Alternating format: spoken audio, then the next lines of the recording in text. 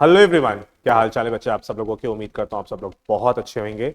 आज की ये पर्टिकुलर वीडियो हमारे सीएस प्रोफेशनल स्टूडेंट्स के लिए जो जून 2025 अटेम्प्ट की प्रिपरेशन कर रहे हैं।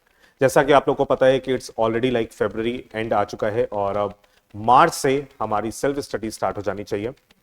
मार्च अप्रैल मई हमारे पास फुल डेडिकेटेडली 3 मंथ्स है। जी तोड़ मेहनत करिए इन 3 महीनों में, सो डैट जून में आने वाले जो एग्जाम्स हैं वो आपके बहुत ही जबरदस्त हो सके। जैसा कि आप सब लोगों को पता है कि आपका सबसे पहला एग्जाम सीएस प्रोफेशनल में ईएसजी का होता है। और आज की इस पर्टिकुलर वीडियो में हम उसी सब्जेक्ट की एक एबीसी एनालिसिस करने जा रहे हैं।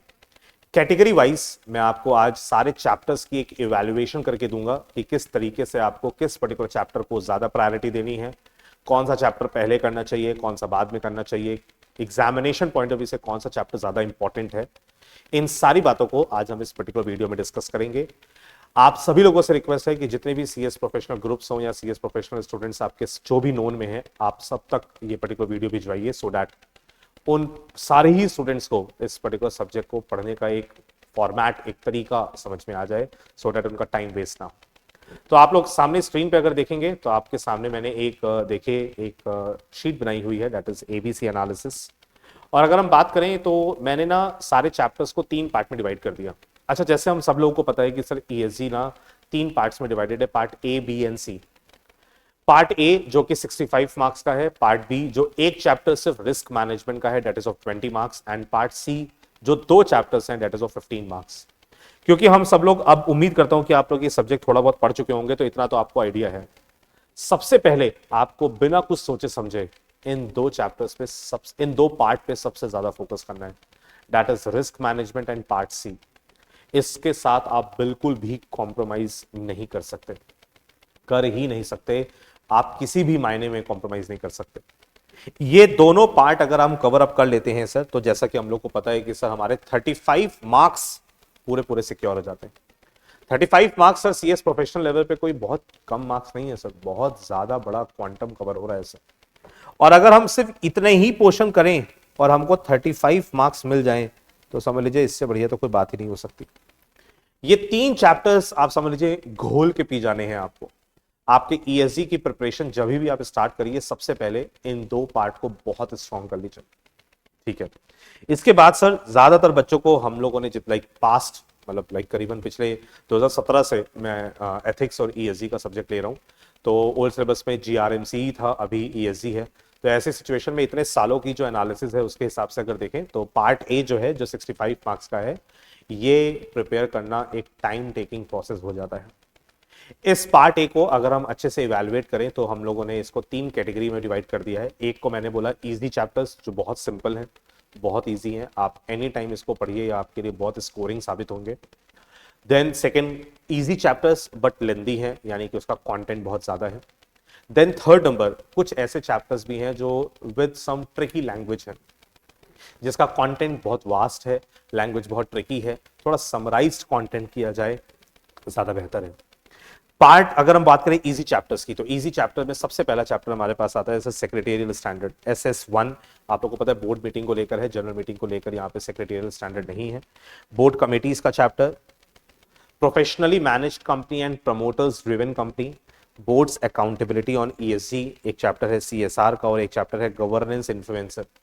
ये 6 चैप्टर ऐसे हैं जो मेरे को पर्सनली ऐसा लगता है कि बहुत ही ईजी हैं। एनी टाइम आप इन 6 चैप्टर्स को अपनी इजी चैप्टर्स की कैटेगरी में डालिए और इनको सबसे पहले खत्म कर लीजिए पार्ट ए में। ये चैप्टर्स आपको कॉन्फिडेंस भी देंगे आपके, कहीं ना कहीं पार्ट ए में अगर मैं टोटलिटी में बोलूं तो पार्ट ए में टोटल 16 चैप्टर्स हैं। उन 16 चैप्टर्स में से these are the most easiest chapters जो आप आसानी से कर सकते हो, जो आपको कॉन्फिडेंस के लिए, कॉन्फिडेंस बिल्डअप करने के लिए बहुत इंपॉर्टेंट होंगे। Then comes second category, easy chapters but lengthy one. थोड़े से लेंदी है, कंटेंट थोड़ा ज्यादा है, बट चैप्टर्स की language it's not that difficult. जैसे चैप्टर है legislative framework, board effectiveness, board disclosure में वेबसाइट डिस्क्लोजर भी है, stake holders right, business ethics, empowerment of CS profession यानी कंपनी सेक्रेटरी प्रोफेशन। इन पर्टिकुलर लेंदी चैप्टर्स की अगर मैं बात करूं तो लेजिस्लेटिव फ्रेमवर्क एक ऐसा चैप्टर है जो इजी है, बट उसमें इंश्योरेंस कंपनी को लेकर जो टॉपिक दिया है वो बहुत वास्ट है, बट उसको थोड़ा सा एग्जाम ओरिएंटेड होकर पढ़िए। अभी देखिए जो ईएसजी की हम क्लासेस करते हैं ना, जब हम ईएसजी की क्लासेस करते हैं तो हम उसको बहुत इलाबोरेटेड मैनर में पढ़ते हैं। जिन लोगों ने मेरे से क्लासेस ली उनको पता भी है। लेकिन जब हम एग्जामिनेशन पॉइंट ऑफ व्यू से बात करें तो थोड़ा सा ईएसजी सब्जेक्ट को अगर समेटना है ना, तो एग्जाम ओरिएंटेड एक स्ट्रैटेजी अडॉप्ट करनी पड़ेगी, अदरवाइज सब्जेक्ट बहुत वास्ट हो जाता है।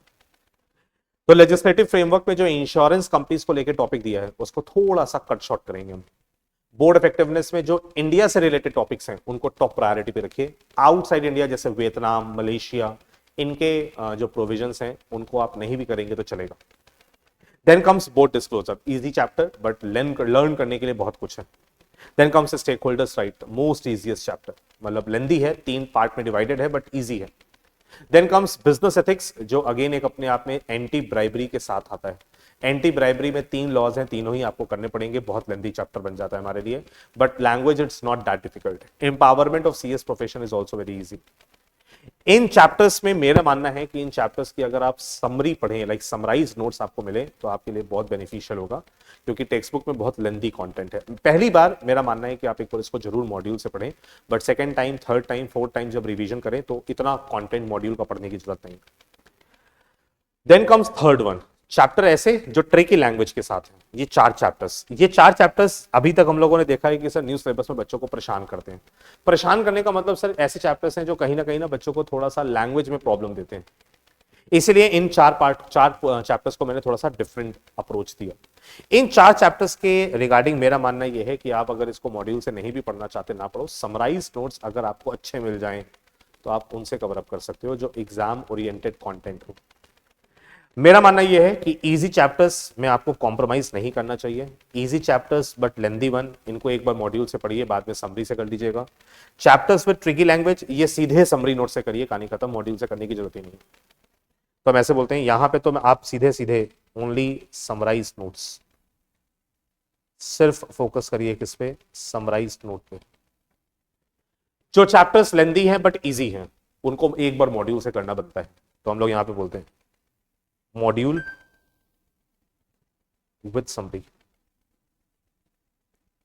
लेकिन अगर इजी चैप्टर्स हैं तो सर इनको तो घोल के पी जाइए, इसको तो मॉड्यूल से करिए। अगर मेरी टेक्स्ट बुक है तो आप उस टेक्स्ट बुक से भी रेफर कर सकते हैं, कोई प्रॉब्लम नहीं। लेकिन सर जो रिस्क मैनेजमेंट और पार्ट सी वाला पोर्शन है, इसमें तो मैं बोलूंगा किसी भी तरीके से कॉम्प्रोमाइज नहीं करिएगा, बिल्कुल एकदम जी जान लगा के पढ़िएगा। सर फिर जब हम ईएसजी पढ़ते हैं ना सर, तो ईएसजी में एक प्रॉब्लम और भी आती है सर। ईएसजी में ज्यादातर बच्चे ऐसे कहते हैं कि सर ईएसजी वाले जब हम सब्जेक्ट पढ़ते हैं ना, तो इसमें बहुत सारे टॉपिक्स में प्रिंसिपल्स हैं, इसमें बहुत सारा फॉरेन कॉन्सेप्ट भी है सर, इसमें बहुत सारा कुछ फॉरेन केस स्टडीज भी हैं सर। इनका क्या करें? मेरा मानना यह है कि इनको बिल्कुल लास्ट के लिए छोड़िए। जितने भी चैप्टर्स आपके प्रिंसिपल बेस्ड है ना, जहां जहां प्रिंसिपल्स आ रहे हो, प्रिंसिपल नंबर 1, 2, 3, इनको मार्क कर लीजिए कि कौन कौन से चैप्टर में कौन कौन से प्रिंसिपल्स हैं, और इनको बिल्कुल आखिर में करिएगा। क्योंकि प्रिंसिपल्स को अगर हम याद करेंगे ना, और अगर आप अभी याद करो और सोचो कि हमको आखिरी टाइम तक याद रहेगा, इट्स वेरी डिफिकल्ट।